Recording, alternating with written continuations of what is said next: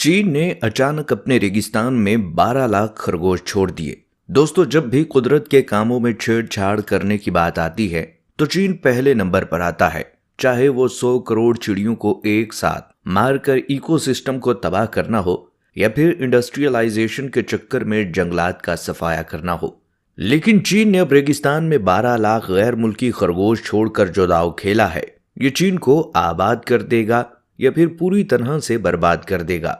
रेगिस्तान में खरगोश छोड़कर तड़प कर मरने के लिए छोड़ देने के पीछे चीन का मंसूबा क्या है, आज की वीडियो में हम इसी बारे में जानेंगे। लेकिन इससे पहले हम तारीख की सबसे बड़ी खरगोश की आबादी के इंसिडेंट पर नजर दौड़ाते हैं। खरगोश की इस नस्ल ने ऑस्ट्रेलिया को बुरी तरह तबाह कर दिया था। ये तकरीबन 1850 की बात है। उस वक्त ऑस्ट्रेलिया की पॉपुलेशन इतनी ज्यादा नहीं थी, इसलिए अंग्रेजों ने ऑस्ट्रेलिया में आकर कॉलोनाइजेशन शुरू कर दी। लेकिन उन्हें ऑस्ट्रेलिया में अपने मुल्क जैसा कुछ भी महसूस नहीं होता था और वो खरगोश को काफी पसंद करते थे। इसलिए साल 1869 में थॉमस आर्टसन के नाम से एक अंग्रेज को इसके यूरोप में रहने वाले खानदान ने 13 यूरोपियन रैबिट्स तोहफे में भेजे। उसने खरगोशों को स्टेट के बैकयार्ड में छोड़ दिया। उसके बाद ऑस्ट्रेलिया में खरगोशों की आबादी इस कदर तेजी से बढ़ी कि उन्होंने पूरे ऑस्ट्रेलियन कॉन्टिनेंट के 70% हिस्से पर अपने घर बना लिए। आपको ये जानकर हैरानी होगी कि महज 60 साल में इन 13 खरगोशों ने अपनी आबादी बढ़ाकर 10 मिलियन कर दी थी।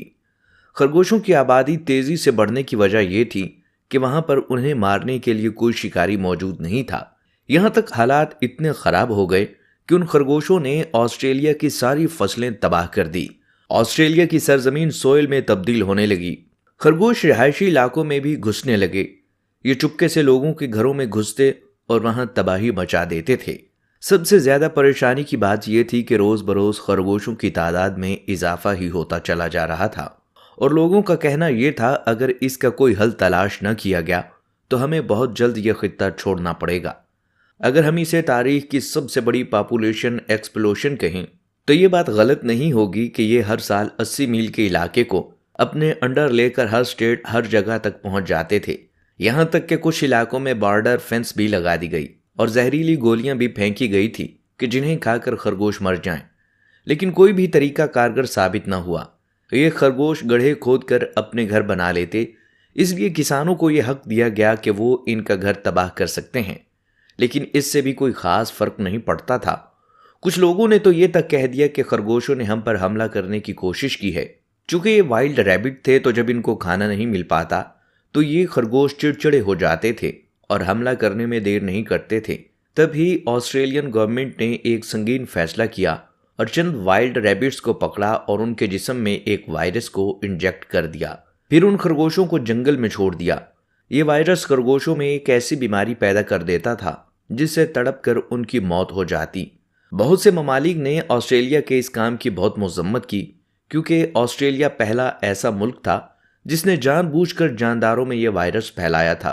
लेकिन ऑस्ट्रेलिया पर कोई असर न हुआ और वो कई साल तक खरगोशों में वायरस इंजेक्ट करता रहा और इस तरह वायरस एक खरगोश से दूसरे खरगोश में मुंतकिल होने से बहुत से खरगोश मारे गए। इसी तरह ऑस्ट्रेलिया में खरगोशों की तादाद कम होकर 1 बिलियन तक रह गई। एक वक्त ऐसा आया कि ऑस्ट्रेलिया के जंगलात में सिर्फ मरे हुए खरगोश ही दिखाई देते थे। बचे हुए रैबिट्स ने उस वायरस के खिलाफ अपने इम्यून सिस्टम को डेवलप किया। अब उनके जिस्म में इस वायरस का कोई असर नहीं होता था। ये देखकर वहां के साइंटिस्ट लैब में एक और वायरस बनाने की कोशिश करने लगे। दोस्तों, 80 की दहाई में ऑस्ट्रेलियन साइंटिस्ट RHDV यानी रैबिट हेमोरेजिक डिसीज बनाने में कामयाब हो गए। जब खरगोश इस वायरस की जद में आते तो उनकी 48 घंटे के अंदर मौत वाक़या हो जाती। साल 1996 आते आते इस वायरस की वजह से 96% रैबिट्स की मौत हो गई और ऑस्ट्रेलिया में सिर्फ 200 बिलियन रैबिट्स रह गए। इनको कायम रखने के लिए उन्हें जंगलों में ही रखा गया। ऑस्ट्रेलिया के इस रैबिट प्रॉब्लम से दुनिया को एक सबक जरूर मिला कि जो जानवर जिस इलाके का हो उसे वहीं पर रहना चाहिए, वरना दूसरे ममालिक के डिफरेंट इकोसिस्टम की वजह से या तो उनकी मौत हो जाएगी या वो तादाद में इस कदर बढ़ जाएंगे कि उनको संभालना मुश्किल हो जाएगा। लेकिन ये सब जानने के बावजूद चीन ने एक ऐसा रिस्की कदम उठाया है जो या तो इसे आबाद कर देगा या पूरे तरीके से चीन को बर्बाद कर देगा। जी हाँ, हम रेगिस्तान में 12 लाख खरगोश छोड़े जाने और इसके पीछे चीन की मंसूबाबंदी क्या है, इसके बारे में बात कर रहे हैं। लेकिन चीन में हर साल दुनिया के किसी भी मुल्क से ज्यादा यानी 99 मिलियन खरगोश पैदा होते हैं। फिर उसने अपने जंगलात में 12 लाख गैर मुल्की खरगोश क्यों छोड़े हैं? इसकी वजह जानने के लिए चीन की हिस्ट्री के कुछ साल पीछे जाना पड़ेगा। 1950 की दहाई में चीन के एक किसान माओजे ने ग्रेट लैब के नाम से एक कैंपेन शुरू की, जिससे मुल्क में एग्रीकल्चर और इंडस्ट्रियलाइजेशन को बढ़ाने के लिए 5 साल की मंसूबाबंदी की गई थी। इसका एक हिस्सा फॉरएवर कैंपेन था और इसकी टैग लाइन थी कि इंसानों को कुदरत को मुट्ठी में करना होगा। इसके तहत माओजे तंग की मंसूबाबंदी थी कि वो सारी ऐसी चीज़ों को जो खेतों को नुकसान पहुंचाती हैं, उनका जड़ से खात्मा कर दिया जाएगा। इसलिए उन्होंने जो सबसे पहला काम किया वो ये था कि उन्होंने चिड़ियों को मारना शुरू कर दिया। उन्हें खेत के पास जहां भी चिड़ियां नजर आती थीं तो वो जोर से बर्तन बजाना शुरू कर देते थे कि चिड़ियां खेत तक पहुंच ही ना पाती थीं और उन पर गोलियां बरसाई जा रही थीं। उनका शिकार किया जा रहा था। आपको ये जानकर हैरानी होगी कि जो सबसे ज्यादा चिड़ियों को मारता था, गवर्नमेंट उसको इंसेंटिव दिया करती थी। ऐसा इसलिए था कि चीन के किसानों का यह मानना था कि चिड़ियां हमारी फसल का 1 से 2% हिस्सा खा जाती हैं। लेकिन उन्होंने इस चीज पर ध्यान नहीं दिया कि चिड़ियां फसल के साथ साथ ऐसे कीड़े मकोड़े भी खा जाती हैं जो पूरे खेत को तबाह करने की ताकत रखते हैं। यानी एक तरह से चिड़ियां चीन के लोगों की फसलों की हिफाजत करती थी। ये कुदरत का बनाया हुआ इकोसिस्टम था। देखते ही देखते चीनियों ने चीन में मौजूद हर चिड़िया को मार दिया। इस तरह कीड़े मकोड़े और चूहों की तादाद बढ़ने लगी और इन सब जानदारों ने मिलकर खेतों को तबाह करना शुरू कर दिया। ये देखकर चीनियों ने जहर छिड़क कर 1.5 बिलियन चूहे, 200 बिलियन मक्खियां और 24 बिलियन पाउंड हशरात को मार दिया। लेकिन इसका खेत के अंदर अनाज पर भी असर पड़ा और चीन का एग्रीकल्चर सिस्टम बुरी तरह तबाह हो गया। इससे वहां अगले 4 साल तक कहत साली पड़ी रही। करोड़ों लोगों की जानें गईं और कई जंगल सूख कर रेगिस्तान में तब्दील हो गए। इस गलती का नतीजा चीन आज भी भुगत रहा है। आज से तकरीबन 30 साल पहले 90 की दहाई में China Kyrgyzstan 7.1 million square kilometre बड़ा था, जो कि इस मुल्क की कुल जमीन का 5.9 मिलियन स्क्वायर किलोमीटर तकरीबन 5वां हिस्सा था। लेकिन साल 2015 आते ही चीन का रेगिस्तानी इलाका 62.2 मिलियन किलोमीटर तक पहुंच गया। इसके अलावा चीन की 44% जमीन वीरान होने के अमल में पहुंच चुकी थी, यानी जमीन बंजर हो चुकी थी और आहिस्ता आहिस्ता रेगिस्तान अपनी हदूद से बढ़ता जा रहा था। इस तरह चीन में बारिश की कमी होने लगी, ग्लोबल वार्मिंग अपने अरूज को पहुंच चुकी थी, पानी की कमी होने लगी थी, शहरी इलाकों में हजूम बढ़ने लगा क्योंकि गांव में रहने वाले लोग शहरों की तरफ हिजरत करने लगे।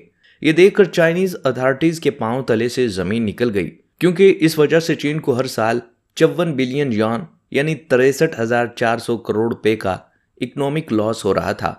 वहीं से चीन की 30% आवाम यानी 40 करोड़ लोगों पर बोझ बढ़ रहा था। मगर ऐसा ही चलता रहता तो अगले 300 साल में चीन एक बंजर रेगिस्तान में तब्दील हो जाता और उसकी इकोनॉमी फर्श पर आ गिरती। इस तरह चीन ने बंजर जमीन को जंगलात में बदलने का प्रोजेक्ट शुरू किया। इसमें 3 स्टेप फॉलो किए जाने थे। पहली टेक्निक फॉरेस्ट्री थी। इसके तहत चीनियों ने 3 लाख एकड़ रेतली जमीन पर जंगल बनाने के लिए वहां पर दरख्त लगाने शुरू किए जो रेतली जमीन पर उग सकें। उसमें रेगिस्तान के गांव के आसपास किसानों को रेगिस्तान में खेती बाड़ी करने के लिए राजी किया गया और उन्हें इस तरह फसलों की खेती करने के लिए कहा गया जो कि रेतली जमीन पर कम पानी से पनप सकें। इस तरह पहले फॉरेस्ट्री को, इसके बाद एग्रीकल्चर को प्रमोट किया और अब इकोसिस्टम को पूरा करने के लिए आखिरी तकनीक बाकी थी जो थी जानवर पालना। चीन के रिसर्चर्स ने बरसों तक रिसर्च की कि जंगलात में ऐसा कौन सा जानवर छोड़ा जाए जो नए इकोसिस्टम में पनप सके और अपनी तादाद भी बढ़ा सके और इन जानवरों को पालने वाले किसानों की आमदनी का जरिया भी बन सकें। फिर रेक्स नस्ल के रैबिट्स को चुना गया था क्योंकि चीनी लोगों को खरगोश खाना बहुत पसंद है। इस तरह उनको पालने वाले किसान उनको बेचकर कुछ पैसे भी कमा सकते थे। इस नस्ल के खरगोश की यह खासियत थी कि यह घास की जड़ों को तराशता है और जमीन की मिट्टी की खुदाई करके सुरंग बनाता है और जेर जमीन जाकर घास की जड़ों को कुतरना शुरू कर देता है। खरगोश के इस तरह करने से जमीन और ज्यादा फलती फूलती है और जब जमीन जरखेज होगी और जरखेज जमीन पर जो भी बीज गिराया जाएगा वो खुद ब खुद उगने लगेगा और यूं जंगलात का मसला भी हल हो जाएगा। खरगोशों की इस तरह खुदाई करना एक तरह से हल चलाने का काम है। इसके अलावा एक मादा रेक्स रैबिट एक साल में 40 अदद बच्चे पैदा कर सकती है। ये जानदार किसी भी इकोसिस्टम के हिसाब से अपने जिस्म को ढाल लेते हैं। ऐसे में चीन ने 12 लाख गैर मुल्की रैबिट्स लेकर अपने रेगिस्तान में बने जंगलात में छोड़ दिए। जब इन खरगोशों को छोड़ा गया तो इनके लिए 100 किलोमीटर की जगह फाइनल की गई थी और इस 100 किलोमीटर रेगिस्तान में सिर्फ 3% यानी 3 किलोमीटर लैंड एरिया में ही दरख्त और पौधे थे। लेकिन कुछ ही साल में ये बढ़कर 84% तक पहुंच चुके हैं, यानी 100 में से 84 किलोमीटर जमीन जरखेज हो गई, जहां पर घास, दरख्त, पौधे और फसलें पैदा हो रही हैं। लेकिन जैसा आपने ऑस्ट्रेलिया के केस में देखा, खरगोश वैसे तो फॉरेस्ट्री को प्रमोट करते हैं, लेकिन जब उनकी तादाद हद से ज्यादा बढ़ जाए तो वो पूरे जंगल को तबाह भी कर सकते हैं। तो देखना यह है कि आगे क्या होता है। तो दोस्तों, चीन ने अपने रेगिस्तान में 12 लाख खरगोश छोड़कर सही किया है या गलत, कमेंट्स में हमें जरूर बताइएगा।